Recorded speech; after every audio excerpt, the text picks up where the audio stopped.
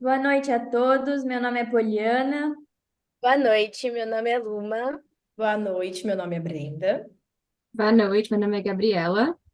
Boa noite, meu nome é Helena. É com enorme prazer que apresentamos nosso convidado especial de hoje, Dr. Carlos Eduardo Gonçalves, advogado e um expoente nas áreas de agropecuária e do setor automotivo. Dr. Carlos possui uma trajetória notável, tendo contribuído significativamente para o setor da pecuária, com uma sólida Faculdade de Direito de São Carlos e uma vasta experiência prática que inclui a concessionária Fermasa e a Fazenda Taiguara, como dono e administrador das atividades. Hoje, o Dr. Carlos Eduardo está aqui para compartilhar conosco suas perspectivas únicas sobre sua trajetória como empreendedor, um tema que tem gerado discussões inovadoras no cenário atual. Antes de começar, eu gostaria de saber se o Dr. Carlos concorda com a gravação da entrevista e a sua disponibilização para os outros alunos da turma e para o professor no YouTube. Sem problema nenhum, será um prazer ceder entrevista a vocês e estar liberado a minha imagem. Bom, então, para começar, a gente queria saber um pouquinho do senhor, como que se desenvolveu na sua vida profissional até chegar no momento de empreender. Bom, eu ingressei na Faculdade de Direito de São Carlos em agosto de 90 e, e fui fazendo a faculdade. Meu pai, quem me bancava, me sustentava eram meus pais. Eu tenho um irmão já falecido, então fiquei filho único. E lá na faculdade eu fazia parte da comissão de formatura. Foi quando eu comecei, segundo meu pai, que era um empresário muito ativo, muito comerciante, como ele não gostava de se classificar como empresário, e sim como comerciante. Ele sentiu ali uma pegada minha quando eu comecei a promover os eventos para formatura, para angariar fundos. Eu, andando por São Paulo, eu vi uma faixa de um namorado mandando flor, falando que amava a namorada, uma coisa assim. Nós estávamos perto de fazer a primeira festa. Era uma noite à fantasia. Não, no Havaí, uma noite no Havaí. E eu vi aquela faixa e eu tive uma ideia de mandar fazer uma faixa todo colorida, chamasse muito atenção e é, para entrar na classe, para chamar para o evento, mas ali eu precisava criar um fator a mais.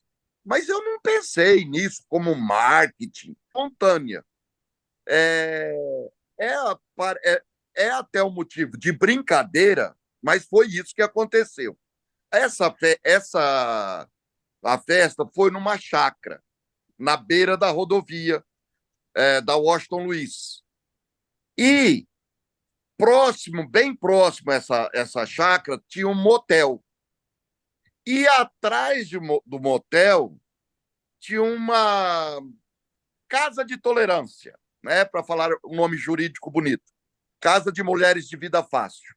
Eu fui no motel e peguei uma parceria com o dono do motel. Tipo um patrocínio, mas ele não deu quase nada. Mas o que eu queria gerar era o que era? Era um jeito de eu fazer um movimento, um converseiro na sala, para eu chamar a atenção para a festa. Bom, a festa entupiu, que chegou a cair até a rede de energia de tanta coisa.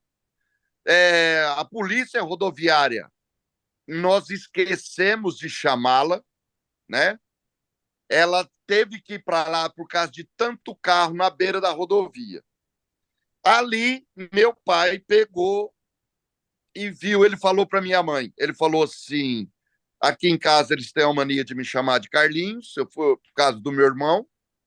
Ele falou, Márcia, o Carlinhos ele pode até se tornar um grande advogado, mas ele é comerciante, ele tem tino para o negócio.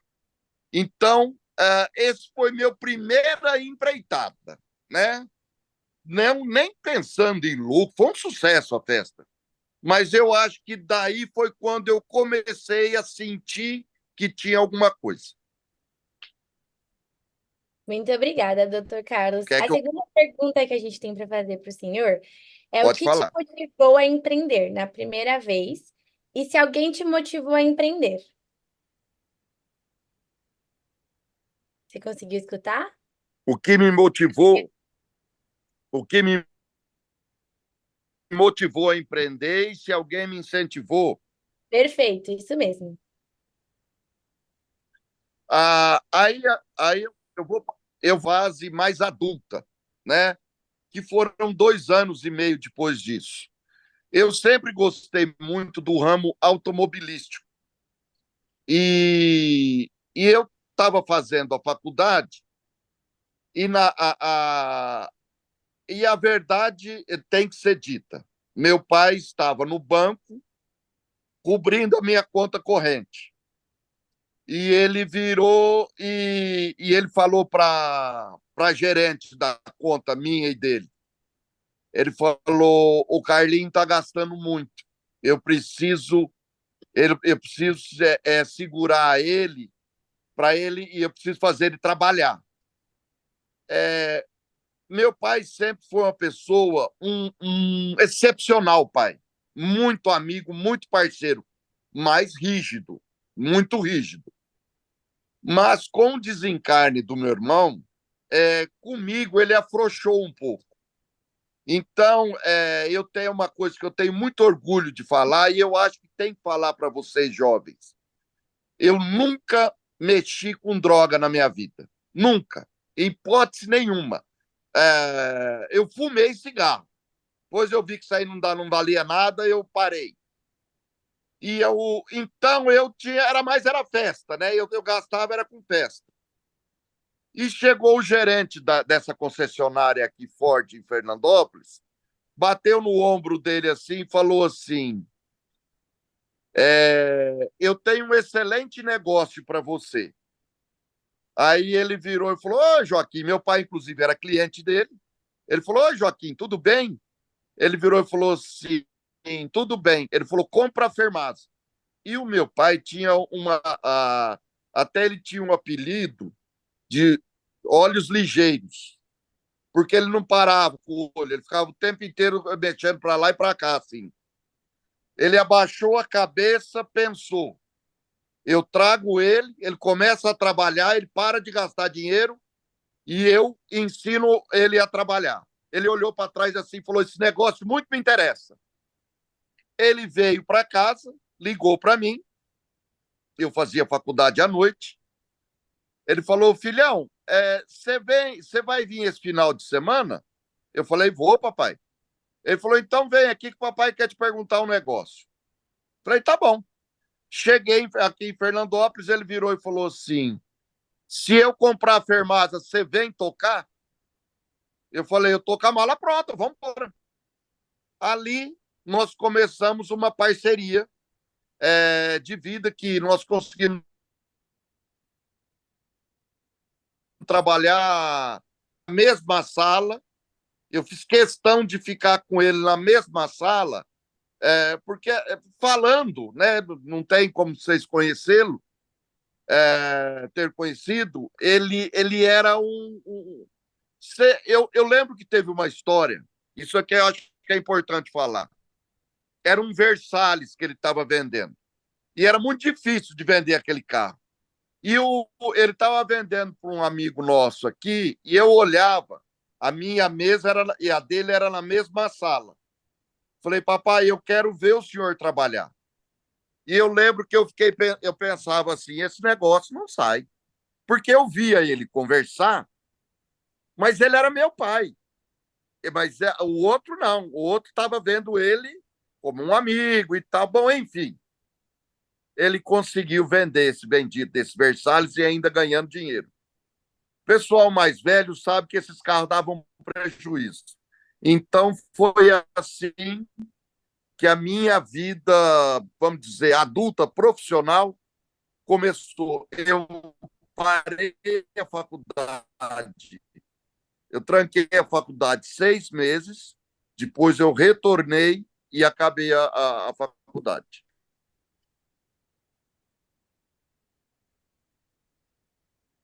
Um início bem diferente mesmo. E nisso a gente queria continuar querendo Pode, saber, quer que eu complete mais? o senhor que sabe. Pode É, falar. então, a gente queria Não, saber, pode falar, pode falar. a gente queria saber também o que o senhor acha que deu certo e o que o senhor acha que não deu certo até agora. Olha, a minha vida ela foi bem tumultuada. Vou fazer um resumo rápido. Meu irmão era 5 anos mais velho que eu. E ele era, como que eu posso dizer para vocês, meu ídolo. A gente era muito ligado. E ele desencarnou. Eu ia fazer 15 anos e dali 20 dias. Então, a minha vida, né, eu amadureci antes da hora, porque os amigos dele quiseram ficar próximo de mim. E ali, a hora que eu e meu pai, eu sempre continuei trabalhando com meu pai, em fazenda, né, até entrar na faculdade. E aí, a hora que veio a Fermasa, como que eu vou colocar para vocês? A gente se redescobriu, pai e filho, trabalhando juntos. Essa concessionária, para vocês terem uma noção, ela estava vendendo de 1 a 2 carros mês. Ela estava praticamente fechando. Nós, em 6 meses, nós passamos para mais de 20 carros. Eu estou falando coisa de 1993. Então, vender 20 carros num mês numa cidade daquela época de 40 mil habitantes era um recorde. E, e aí eu fui ficando ali e fui vendo ele trabalhar. Aí ele, em 30 dias, ele ficou doente e morreu. Aí a minha vida, eu tinha 25 anos de idade, eu me vi ele já tinha comprado umas propriedades lá no Mato Grosso, que é onde eu trabalho hoje. Nós temos uma propriedade em Minas, mas é de cana-de-açúcar, é arrendado para a usina. Então lá tinha essas propriedades no Mato Grosso, essa parte aqui é boa de colocar. Essa fazenda de Minas, ela, quando ele comprou, ela era mato. E ele e minha mãe, eles não sabiam nada. Quando eles casaram, parece brincadeira, mas não é. Meu pai era caminhoneiro. Fundiu o caminhão na semana do casamento. Eles já começaram com dívida. E aí, não, começaram, foi uma maravilha. Ele se fez no café. Ele tinha máquina de beneficiamento de café. Na época, era muita coisa, girava, era que nem a soja hoje, mais ou menos. E aí,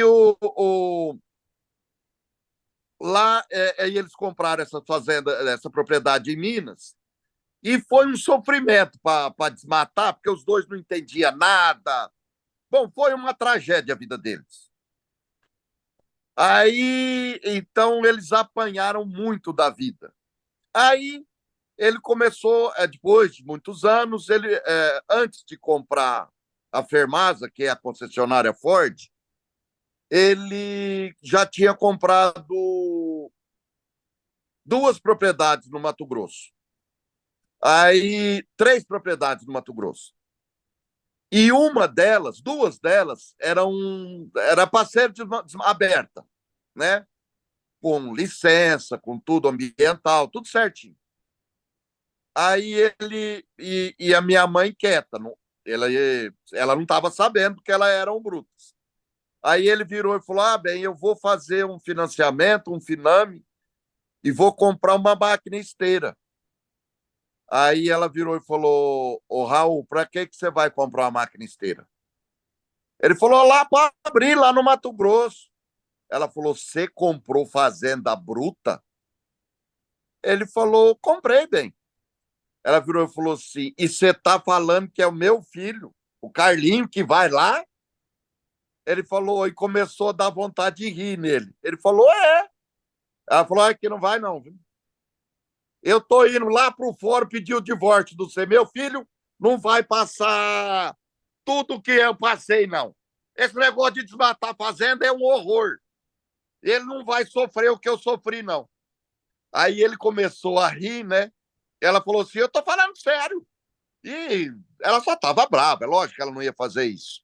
Ele virou e falou assim: bem, você sabe por que nós dois sofremos? Ela falou: por quê? Falou: porque a gente não tinha professor, bem. Quem que vai ser o professor dele? Sou eu.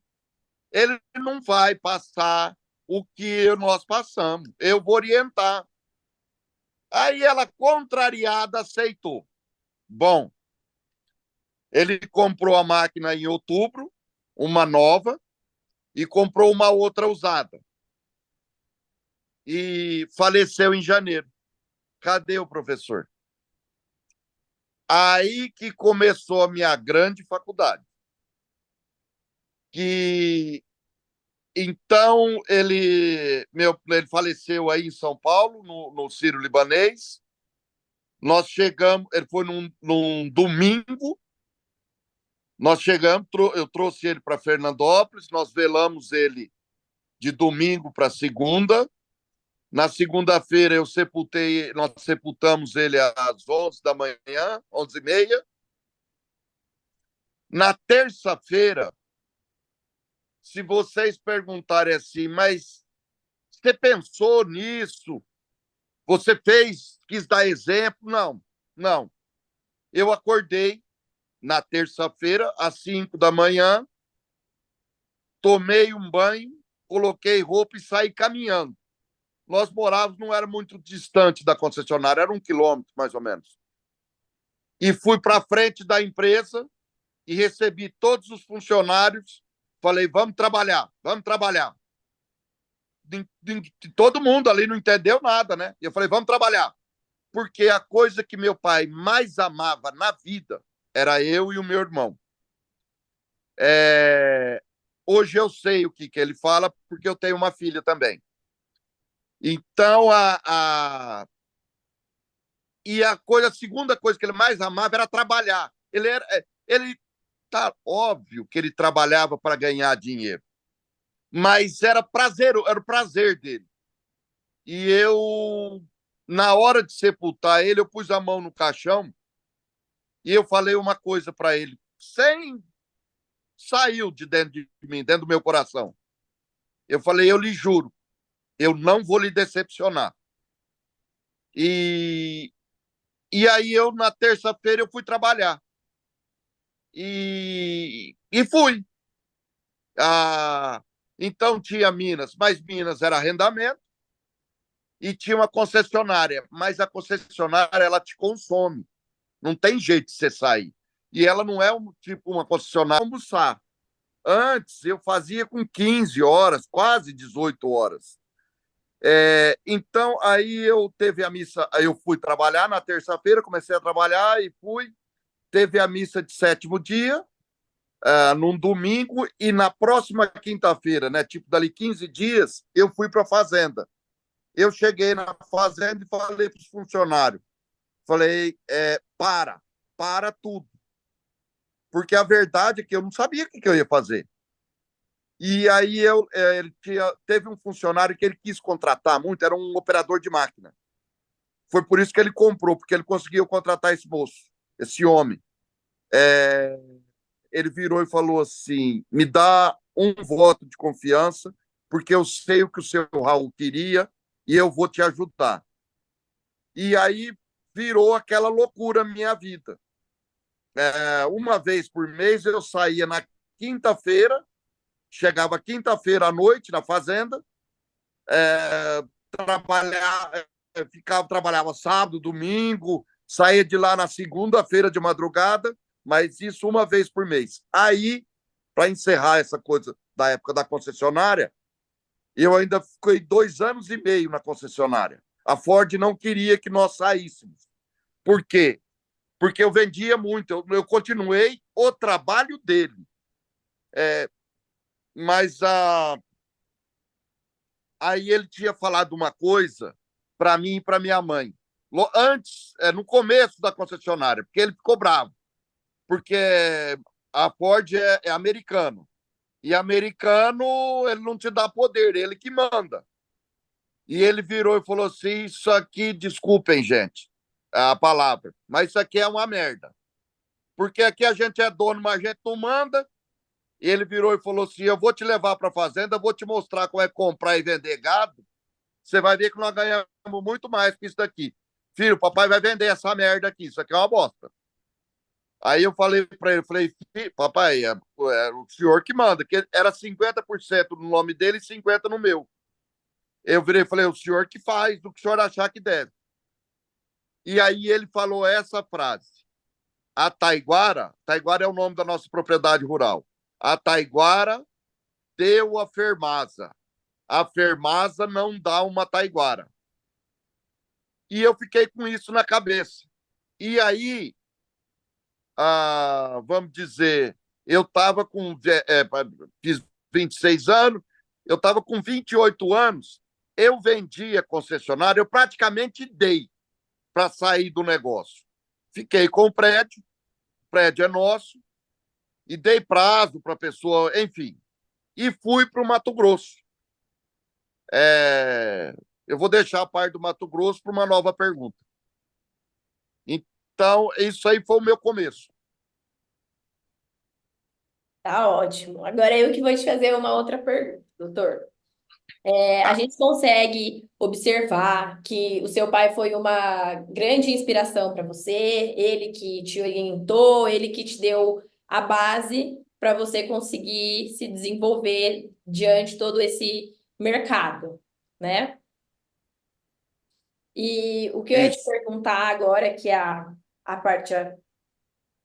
Tendo o seu pai como toda essa grande inspiração na sua vida e todo o aprendizado que você teve, se você tivesse que aconselhar alguém hoje que fosse empreender nessa área, como você teve o apoio do seu pai e você fosse dar o apoio para alguém, como que você daria essas dicas? Como você talvez falaria para essa pessoa empreender dentro desse mercado?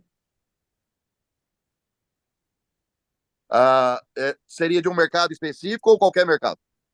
Pode ser no mercado automotivo, no mercado da pecuária, Tá. enfim, dos dois. Como você teve o seu pai te ensinando e toda essa base, como você Primeiro daria de essas tudo, dicas para alguém primeiro e de, passaria isso para alguém, né?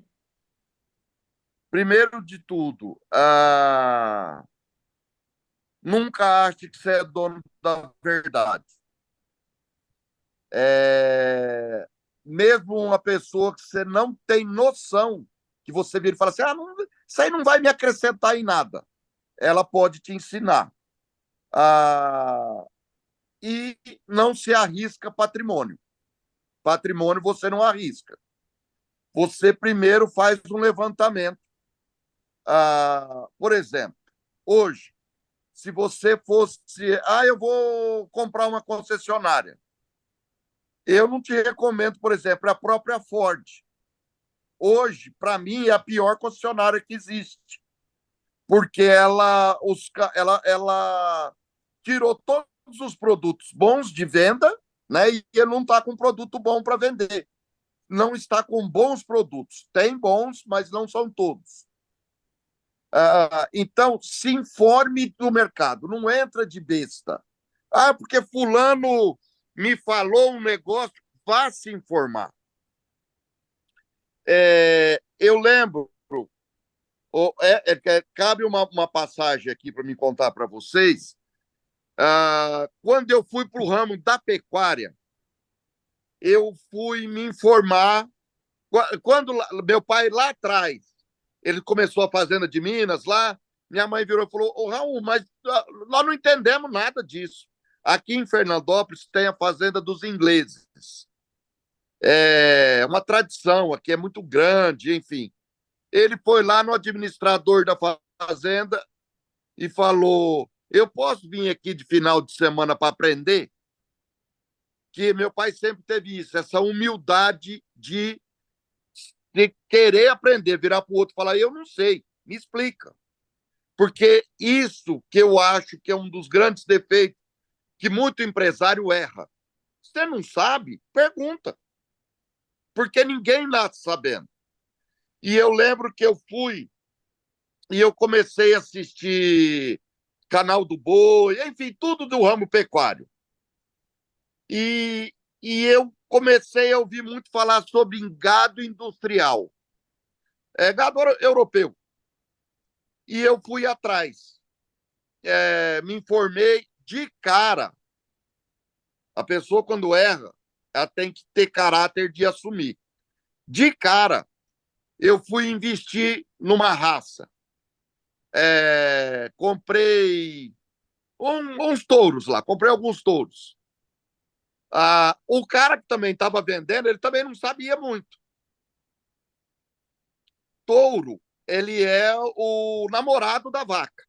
Ele não é o boi, ele é o touro. Então, ele que vai fazer a produção sua melhorar. Só que ele é gado europeu que está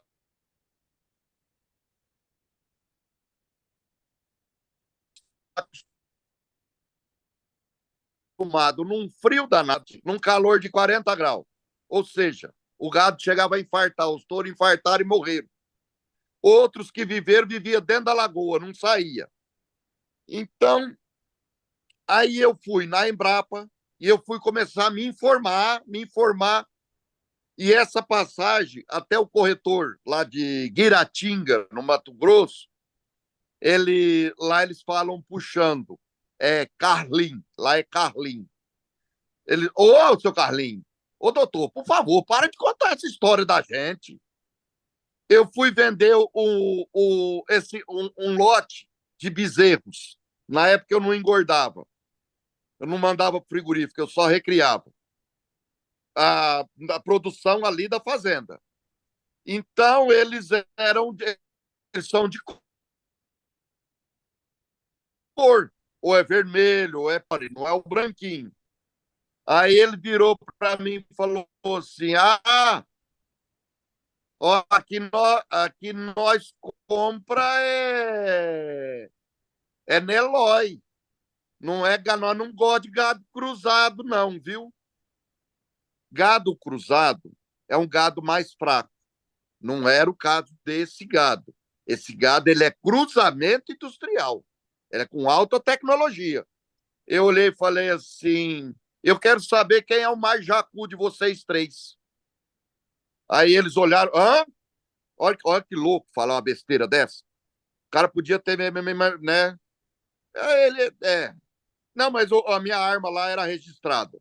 Mas uma burrice, né? Você não faz isso. Não há necessidade. Hoje a experiência me ensinou isso. Eu tô vivo é de sorte. Aí eu virei e falei assim: eu quero saber quem que é o mais jacu do 6-3. Ele falou: uai. Falei: uai, rapaz, isso aqui não é gado, não é cruzado, não, sou. Isso aqui é gado industrial. E hoje virou febre. Nós estamos falando coisa de 98. Aí eles, até hoje, então, eu tiro sarro deles, né? Já aprenderam o que é gado industrial? E aí eu fui me informar mais. Então, aí eu fui para fazer mais choque de cruzamento, de sangue, para mais pesado cada vez mais. Então, toda vez que eu ligo para um corretor e falo: ó, eu vou vender bezerro, ou eu vou vender umas bezerras, umas vacas, ele fala assim: não, pera aí que eu já te falo. Porque sempre sempre tem, porque eu não fui me investir de olho fechado, sem saber. E isso é muito importante, você se informar.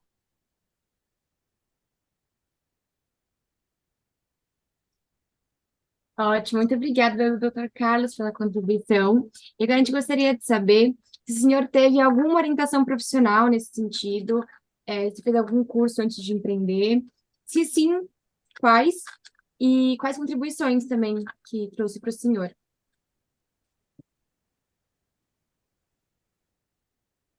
Olha, eu fiz sim, eu fiz curso de. Até eu fiz de inseminação, mas eu não pratico. Eu fiz sobre genética de animais, né? De gado industrial, para melhorar a qualidade, porque eu comecei também a fazer touro, pegar gado, vaca de origem muito boa, inseminar e para vender tourinhos para os outros proprietários. Então, eu fui fazer curso em cima de genética, eu fiz. Teve um curso de nutrição, isso é muito importante. Começou na época do meu pai a mudar. Antigamente falava assim, o boi sanfona. Antigamente, que eu falo lá do idos de 80. Ele era, nessa época que agora que é chuvosa, que tem pasto, ele engordava muito. Se você não vendesse ele para frigorífico, chegava a época da seca, ele emagrecia. Então, hoje, eles têm sal, têm uma nutrição adequada, ele ganha peso na seca hoje. Então, eu recomendo você ir se informar. Eu lembro que eu fiz um curso na Ford era FCO. Não era FCO, não. Daqui a pouco eu lembro o nome. Era qualidade total, foco no teu cliente. E eu levei isso para o meu ramo da pecuária. Eu só colocar uma coisa: se eu tivesse mais velho, do que meus 25 anos, se meu pai tivesse desencarnado, eu com 33 anos, né, com 30 para cima, eu não sei se eu teria vendido a concessionária. Teria ficado com os dois ramos. Mas eu não me arrependo, até porque hoje ficou muito ruim a Ford. Mas eu não me arrependo de ter vendido. Então, eu levei isso para o campo, para o curso que eu fiz na Ford, eu levei isso lá para o ramo da pecuária também. E pegando os meus funcionários e pondo eles para eles fazerem curso, para eles melhorarem. Eu lembro que teve um pecuarista lá na época, lá atrás, acho que no ano 2000, mais ou menos, 99, que eu comecei a dar comissão para os meus funcionários, por produção, né? Então, vamos pôr um número. Você insemina 1.000 vacas. Eu falei, se conseguir prenhez, porque é muito difícil conseguir 100% de prenhez, e conseguir e ela chegar até o final da gestação. Aborto, tem muita coisinha no meio. Eu falava assim, ó, se vocês conseguirem 90, eu vou pagar tanto. Então, você ir motivando o seu parceiro e o seu companheiro de trabalho, mas mostrar para ele que isso eu acho que foi um erro que eu fiz, que eu vou orientar minha filha para ela não fazer, para você deixar claro para o seu funcionário, não humilhar ele, mas que ele é funcionário e que ele está ali para ganhar aquele salário. E você pagar ele e exigir o serviço dele. Não escravidão, porque isso não existe. Mas você exigir isso. Porque com o tempo isso é normal. O seu funcionário dá uma folgada e tal. Então, você está sempre motivando, mas fazer um curso e se especializar sobre o seu negócio, isso é essencial. Como vocês se atualizam nas leis. Isso é essencial para você ter sucesso, senão você não chega. Obrigada, doutor Carlos. Então, aqui a gente já deu para perceber que o senhor teve mais de um negócio. Então, a gente queria saber de uma forma, pode ser bem breve mesmo, para o senhor comentar um pouquinho de cada um deles. Tá. A Ford, ela, ela foi uma grande faculdade na minha vida, ah, da época quando eu tinha meu pai comigo e o depois, de não sair acreditando em todo mundo, porque muitas pessoas que eu acreditava que era gostava de mim, que aquilo, isso é o normal que vocês vão passar pela vida. Vocês vão ver que não é assim.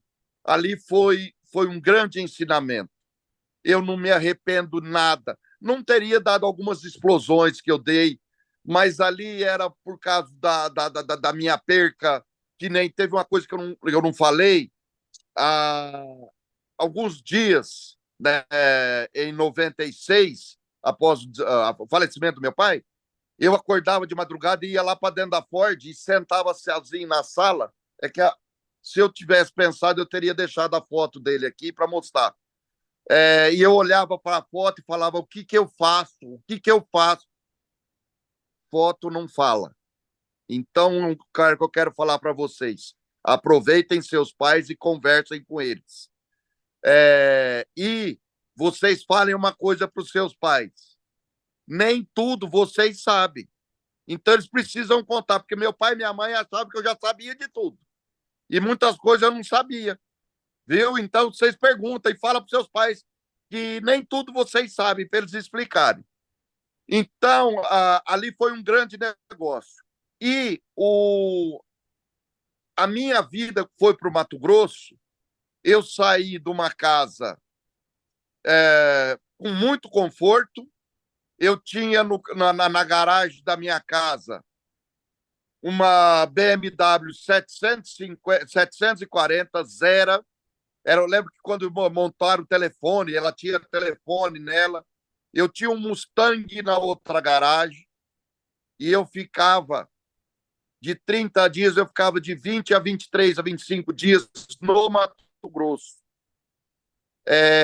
Mas se eu não tivesse ficado lá, eu tivesse ficado aqui em Fernandópolis, acreditando nos outros falando que eu era bonito, porque a gente, quando fica sozinho, sem ter um orientador, uma barreira para ninguém chegar para passar a conversa quando nós somos jovens, como diz o Luciano, irmão do Zezé de Camargo, eu sou muito amigo dessa dupla. O Luciano fala assim: no começo da carreira, todo mundo falava que eu era bonito e eu acreditava. Então fizeram isso comigo. Mas a minha mãe era mais inteligente que eles todos. Ela me mandou para o Mato Grosso, eu amadureci, eu sofri, não vou mostrar aqui, mas tenho marca de carrapato na perna, que eu cheguei a pegar até carrapato, mas sem problema nenhum, porque andando no passo a cavalo, eu trabalhava igual peão, com os peões, né? Ninguém chega a lugar nenhum se não trabalhar duro, se você não pegar firme. O que você está fazendo hoje, lá na frente vai refletir. Se você está só testando e não está produzindo nada, lá na frente você não vai ter o que colher. Se você plantar hoje, se vocês virarem para mim e falar assim: tudo aquilo que você passou, na época, isso aqui é bom colocar, não, a energia não era terceirizada. Então, em 7 dias na semana, eu ficava assim, sem energia. Eu vivia lá na vela e no lampião, no farolete. Mas eu agradeço cada dia tudo que eu passei, porque eu amadureci. Hoje é terceirizada e tem ar-condicionado. Coisa mais importante do mundo. Não vale família, viu? Não vale família. Mas a coisa mais importante do mundo é ar. Depois bife. É que eu gosto de bife. Então, é só para dar uma descontraída. Trabalhem duro. Se não trabalhar, não pegar firme, o que você fizer hoje, estiver trabalhando, produzindo, lá na frente vai refletir. Eu queria agradecer vocês por esse convite, por essa honra de poder conversar com vocês. Muito obrigado. Doutor, a gente que agradece. Já de antemão queremos dizer que está incrível a entrevista, está sendo um Obrigado. aprendizado tanto moral quanto acadêmico para cada uma de nós. Então, vou dar prosseguimento para a entrevista, porque a gente Tá. está super interessado aqui, todo mundo está querendo saber dessa vida inteira, doutor. Pode Mas falar. então, o senhor falou um pouco sobre a sua experiência no seu primeiro negócio, e a nossa pergunta agora, que gostaríamos de saber um pouco mais, é o que aconteceu no seu primeiro negócio, e se o senhor ainda tem esse seu primeiro negócio, se você ainda tem contato com essa fazenda, se o senhor ainda está lá. Aí é isso. Né, nessa primeira propriedade lá do Mato Grosso, Isso, da sua primeira experiência como empreendedor. tá, eu cheguei lá e fui. Tem uma passagem muito boa, que eu contei ela já para minha filha. E eu levei a minha filha na frente dessa oficina. Era essa maquinisteira que eu falei atrás ali do meu pai. Então, ela não tem pneu, né? É aço, é ferro ali, é a parte rodante que fala.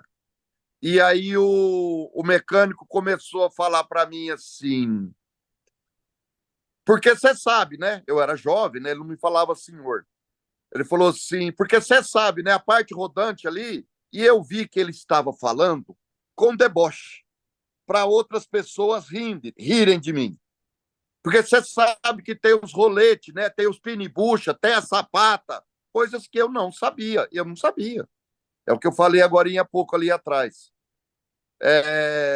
E a hora que eu vi que ele estava passando bastante do limite já, eu virei para ele e falei: olha, eu não sei não, mas se você me der 15 dias eu vou descobrir. E assim eu fiz. Então, a, essa propriedade eu tenho ela até hoje, todas elas. Tô pensando não, já decidi, eu vou passar elas para frente para me trazer o negócio mais perto aqui de São Paulo. Eu adquiri algumas propriedades em volta delas, ficaram todas muito próximas. É uma parte da minha vida que é a minha maior faculdade, né? E essa primeira propriedade, a da energia, que eu ficava sem energia, a gente chama ela de rainha.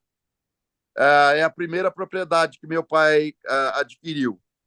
E aí, hoje eu moro, que a gente chama Fazenda da Casa, que ela é divisa de cerca com o povoado. É um vilarejo que tem lá. Então, eu tenho as propriedades, ainda tenho as propriedades. Elas estão até em sites de venda, mas eu ainda tenho elas lá sim. Vocês vão ver que eu vou andar um pouco, que eu vou pegar a bateria de carregador, que o meu celular está baixando. Mas pode continuar a conversa. Eu creio, doutor, que você deve ter um apego muito grande com essa fazenda na qual o senhor acabou de relatar, né? Uhum. Tenho. Um amor, eu costumo de chamar, até voltou agora essa novela aí, Renascer, né? Que ele, né, encrava lá o facão, não sei o quê, ele chama de Jequitibá Rei dele. Então, eu costumo brincar que lá é o meu Jequitibá Rei. A propriedade aqui de Minas, ela é muito melhor de terra, de qualidade de terra. E essa propriedade de Minas, o amor que nós temos nela, porque é, eu meu irmão, nós fomos criados nessa propriedade de Minas. Mas a do Mato Grosso, ela é a minha história de vida, né? Então, eu tenho um apego muito grande nela, sim. Tá ótimo, doutor Carlos. E agora nós gostaríamos de saber quais princípios e valores o senhor considera essencial para o empreendimento, né? Para quem quer começar agora. O que você acha importante de valor para o empreendimento dar certo, né? O que você considera importante, assim? Primeiro de tudo, caráter. Por quê? O mundo está repleto de esperto, isso tudo tá. Tem uns até que conseguem na vida, só que tem uma coisa, gente. Hoje vou fazer 54 anos. Lá atrás, eu tinha 25. Eu sempre andei certo. Trabalhei certo. Recebi alguma coisa a mais de pagamento, a pessoa mandou a mais, eu liguei para a pessoa e falei, você me mandou errado. Porque você vai criando credibilidade. Credibilidade, não, vamos dizer, o Bill Gates, Sheik, dos árabes lá, se eles podem ser bilionários, mas se eles não são éticos, não têm caráter, não andam corretamente, isso eu não estou dizendo para vocês. Vamos dizer, vocês vão comprar um carro. Um carro zero, usado, não interessa. A pessoa vai dar um desconto. O carro custa 100 mil reais. A pessoa está querendo dar um desconto para vocês de 20 mil para vocês pagar 80, vocês não vão ser burra de ir lá e querer pagar os 100. Paga o 80. Isso aí é comércio. É comércio. Mas você andou na sua vida, na ética. Eu, graças a Deus, não sou uma pessoa que frequento muito fórum com processo em cima de mim. Mas até no meio jurídico, o juiz, eles olham o malandro, o advogado, porque tem de um tudo no mundo. Eles olham diferente. Então, acima de tudo, sejam pessoas de bem, sejam pessoas honestas e que passem credibilidade. Isso é muito importante. Eu acho o princípio, porque vai correr seu nome. Seu nome vai correr. E lá na frente vão falar assim, não, pode fazer com aquela advogada lá, com aquela doutora, que aquela pessoa é boa. Eu recomendo isso.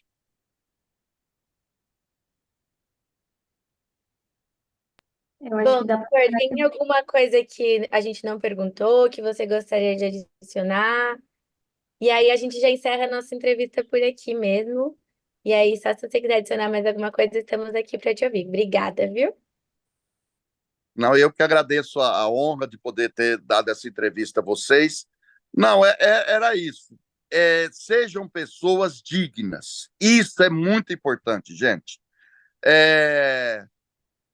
Lá na frente vai fazer uma diferença e o que vocês plantarem hoje, eu já disse isso, eu só gostaria de repetir. O que vocês plantarem hoje, vocês vão colher. Hoje, eu tenho amigos que estão muito bem, muitos, mas tenho também muitos que festaram muito. E hoje, vocês vão ver que o corpo de vocês, mas é que vocês são jovens, vocês já praticam esporte, academia e tal, mas o corpo não faz mais o que você fazia com 20 anos. Então, vocês estão com a gasolina, com o tanque cheio e com muita energia para produzir. Mas o que fizer hoje é reflexo lá na frente. Era isso. Tá ótimo, então, doutor. Muito obrigada pela entrevista. Todas nós agradecemos a sua presença. E acho que Eu que agradeço. Eu que agradeço a honra de ter sido convidado e poder conversar com vocês. Muito Um beijo obrigada, para doutor. todos. Foi muito interessante. Obrigada. Beijo, Obrigada. Eu que tchau, agradeço. tchau. Eu que Boa agradeço. noite. Boa noite. Até Obrigada. mais. Beijo. Beijo. Beijo. Tchau.